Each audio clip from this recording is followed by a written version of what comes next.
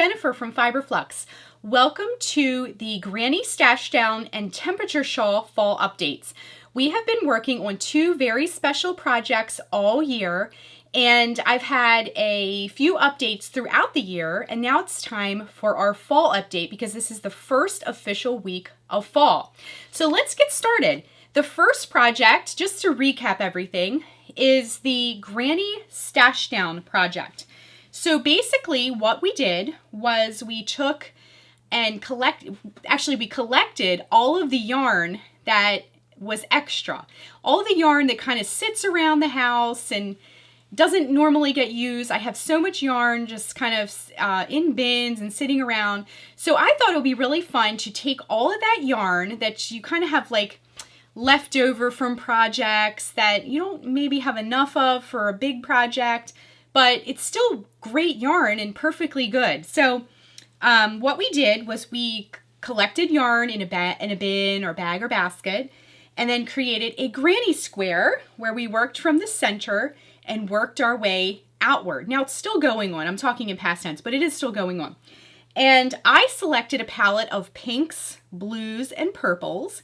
So I went through my stash and kind of collected yarn of the same weight. Now I'm using a K hook to make my blanket. So yarn of a roughly similar weight in a palette of blues, pinks, and purples. Now a lot of you are using all different colors.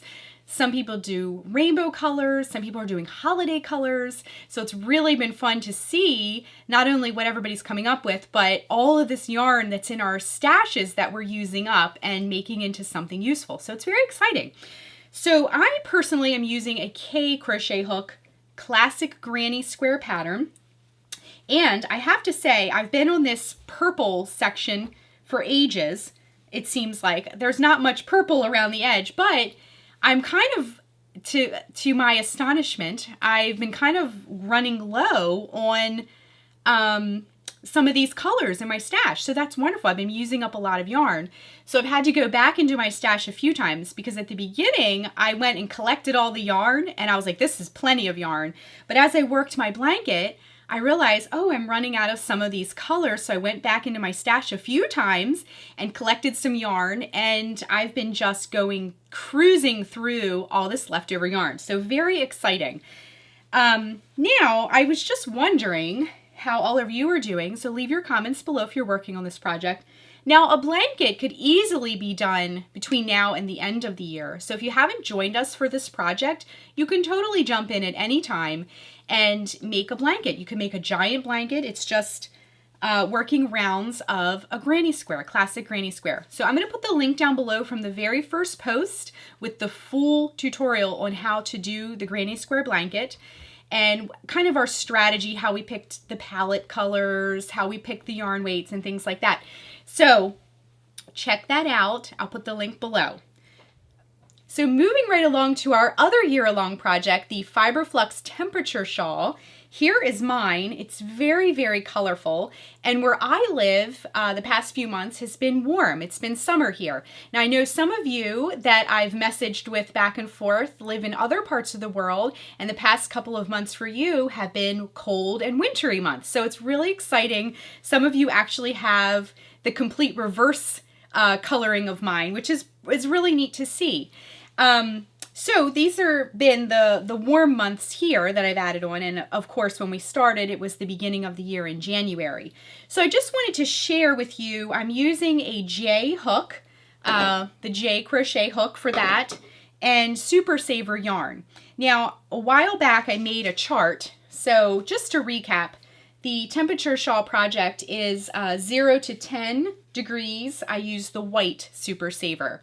11 to 20 degrees, I use the orchid, and 21 to 30 degrees, I use the lavender. So just to take a moment, I didn't have any cold enough days, 0 to 10, to use the white, but I'm thinking maybe at the end of the year, there will be some cold days. But I was hoping to get full representation of all the colors. Maybe there's still time left in the year. 31 to 40, I use the blue, which you see just one little stripe of right here. 41 to 50, the aqua, which I have quite a bit of aqua. And 51 to 60 degrees was the spring green. So there was a little bit of that back here.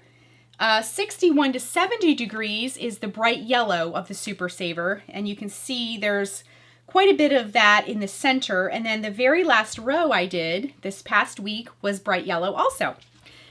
And 71 to 80 is perfect pink. So we had quite a bit of that over the past few summer months.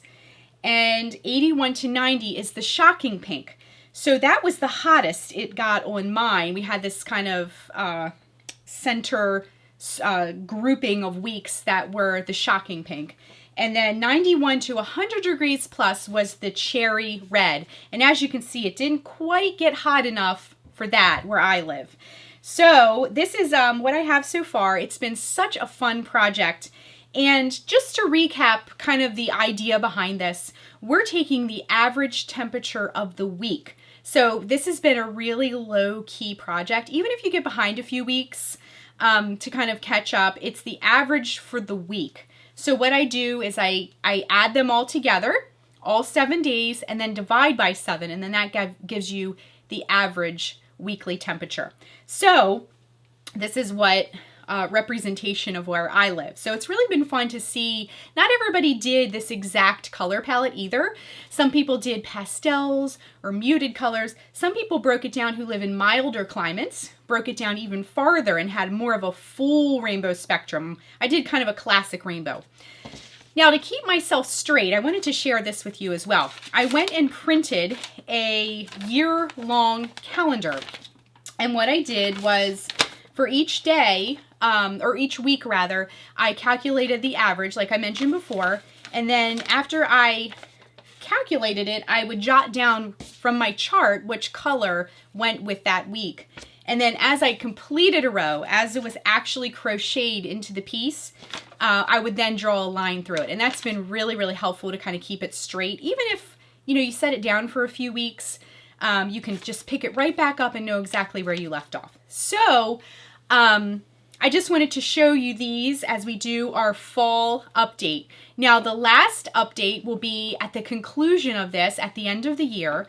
So if you're not part of the Ravelry Fiber Flux Crochet Along, and I'll put the link down below for that, please hop in that group and join in and say hello. There is a thread for both the temperature shawl and a thread for the Granny Stashdown project as well. Now, I have already planned out our 2019 year-long projects, so I can't wait to share those with you. But we're going to go ahead and work on these and get these all finished to kind of wrap up the year.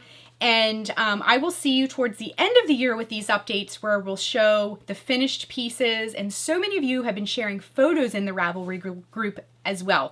So if you haven't done that, hop on over, share some updated photos. I love seeing all of your work. There's also a welcome page, so hop on and introduce yourself as well.